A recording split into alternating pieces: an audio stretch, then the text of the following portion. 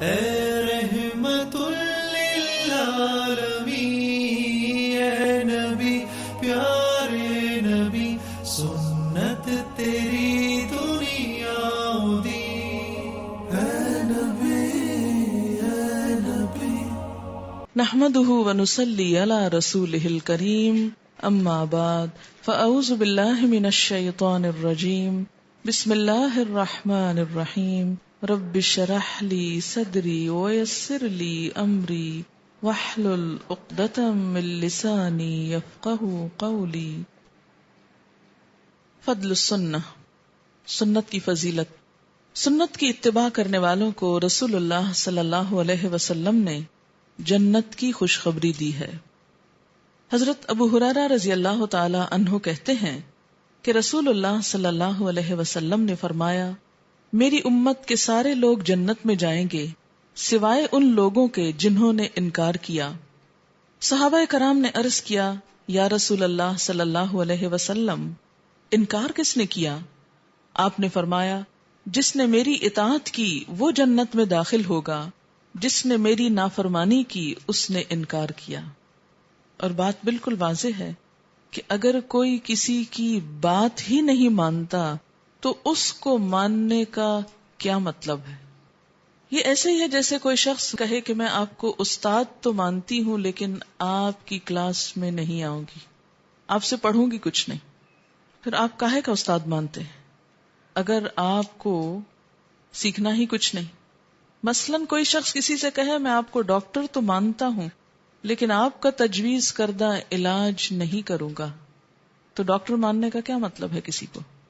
کوئی شخص کسی سے کہے میں آپ کو ماں تو مانتا ہوں لیکن آپ کی خدمت نہیں کروں گا، آپ کی بات نہیں مانوں گا، تو ماں ماننے کا مطلب کیا ہے پھر؟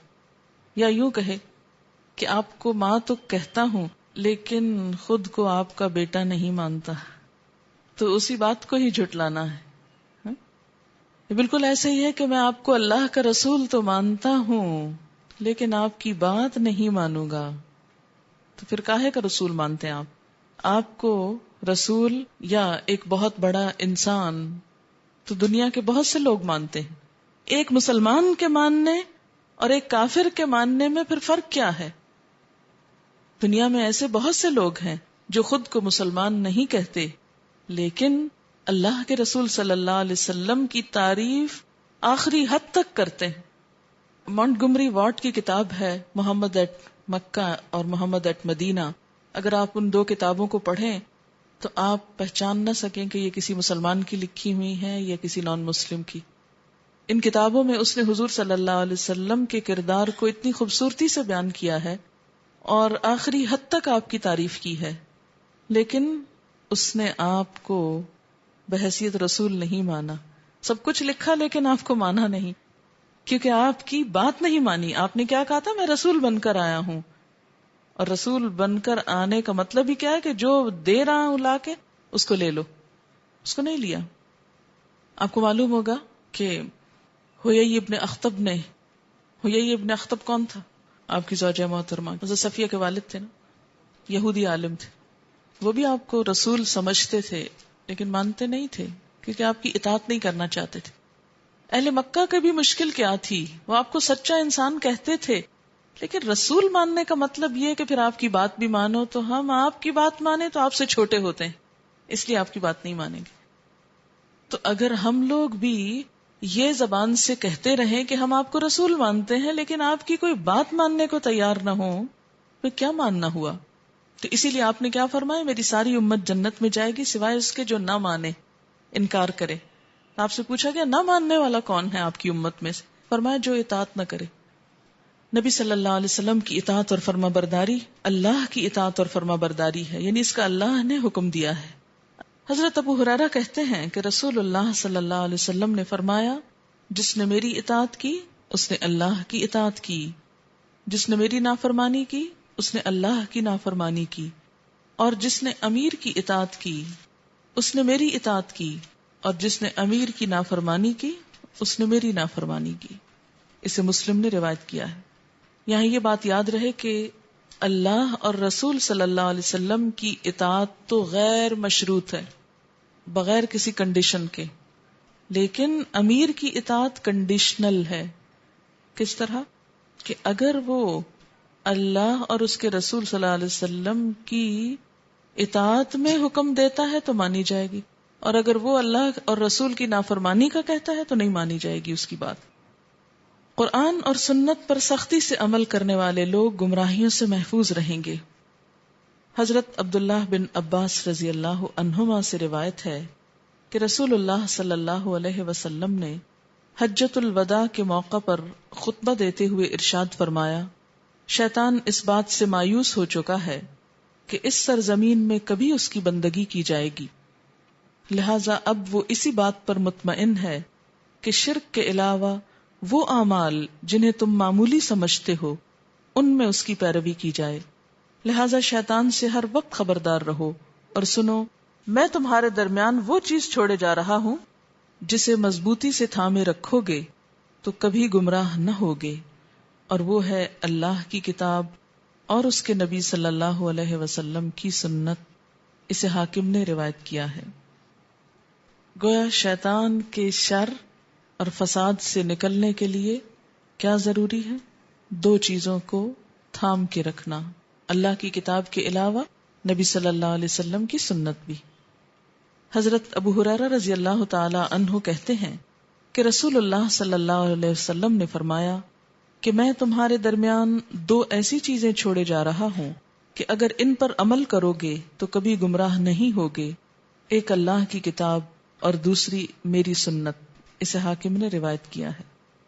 امت میں اختلافات کے وقت نبی صلی اللہ علیہ وسلم کی سنت پر مضبوطی سے جمے رہنا ہی نجات کا باعث ہوگا. حضرت ارباز بن ساریہ کہتے ہیں کہ ایک روز رسول اللہ صلی اللہ علیہ وسلم نے ہمیں نماز پڑھائی، نماز کے بعد ہماری طرف توجہ فرمائی اور ہمیں بڑا مؤثر واعظ فرمایا جس سے لوگوں کے آنسو بہہ نکلے اور دل کانپ اٹھے. ایک آدمی نے عرض کیا، یا رسول اللہ صلی اللہ علیہ وسلم، آج آپ نے اس طرح واعظ فرمایا ہے جیسے یہ آپ کا آخری واعظ ہو. ایسے وقت میں آپ ہمیں کس چیز کی تاکید فرماتے ہیں؟ ہمیں کچھ وصیت بھی فرما دیجئے. رسول اللہ صلی اللہ علیہ وسلم نے فرمایا، میں تمہیں اللہ سے ڈرنے، اپنے امیر کی بات سننے اور اس کی اطاعت کرنے کی وصیت کرتا ہوں، خواہ تمہارا امیر حبشی غلام ہی کیوں نہ ہو. اور یاد رکھو، جو لوگ میرے بعد زندہ رہیں گے وہ امت میں بہت زیادہ اختلافات دیکھیں گے. جو لوگ میرے بعد زندہ رہیں گے وہ امت میں بہت زیادہ اختلافات دیکھیں گے. ایسے حالات میں میری سنت پر عمل کرنے کو لازم بنا لینا اور ہدایت یافتہ خلفائے راشدین کے طریقے کو تھامے رکھنا اور اس پر مضبوطی سے جمے رہنا، نیز دین میں پیدا کی گئی نئی نئی باتوں سے بچنا، کیونکہ دین میں ہر نئی چیز بدعت ہے اور ہر بدعت گمراہی ہے. اسے ابو داؤد نے روایت کیا ہے. تو اس میں بھی اس موضوع سے متعلق کیا بات ہے کہ جب اختلافات ہوں تو اس دور میں کیا کرنا؟ میرے طریقے کو لازم کر لینا اور اس کے بعد ہدایت یافتہ خلفائے راشدین کے طریقے کو. سنت رسول صلی اللہ علیہ وسلم زندہ کرنے والے کو اپنے ثواب کے علاوہ ان تمام لوگوں کا ثواب بھی ملتا ہے جو اس کے بعد اس سنت پر عمل کرتے ہیں. حضرت کثیر بن عبداللہ بن عمرو بن عوف مزنی رضی اللہ تعالی عنہما فرماتے ہیں کہ مجھ سے میرے باپ نے اور میرے باپ نے میرے دادا سے روایت کیا ہے کہ رسول اللہ صلی اللہ علیہ وسلم نے فرمایا، جس نے میری سنتوں میں سے کوئی ایک سنت زندہ کی اور لوگوں نے اس پر عمل کیا تو سنت زندہ کرنے والے کو بھی اتنا ہی ثواب ملے گا جتنا اس سنت پر عمل کرنے والے تمام لوگوں کو ملے گا، جبکہ لوگوں کے اپنے ثواب میں سے کوئی کمی نہیں کی جائے گی. اور جس نے کوئی بدعت جاری کی اور پھر اس پر لوگوں نے عمل کیا تو بدعت جاری کرنے والے پر ان تمام لوگوں کا گناہ ہوگا جو اس بدعت پر عمل کریں گے، جبکہ بدعت پر عمل کرنے والے لوگوں کے اپنے گناہوں کی سزا سے کوئی چیز کم نہ ہوگی، یعنی وہ بھی اپنی سزا پائیں گے اور فالوورز بھی. اسے ابن ماجہ نے روایت کیا ہے.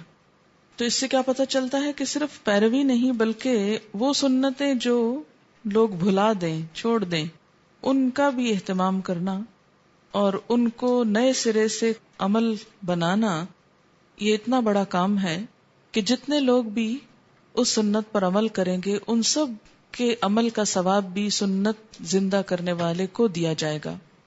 سنت رسول صلی اللہ علیہ وسلم دوسروں تک پہنچانے والوں کے لیے نبی صلی اللہ علیہ وسلم کی دعائیں۔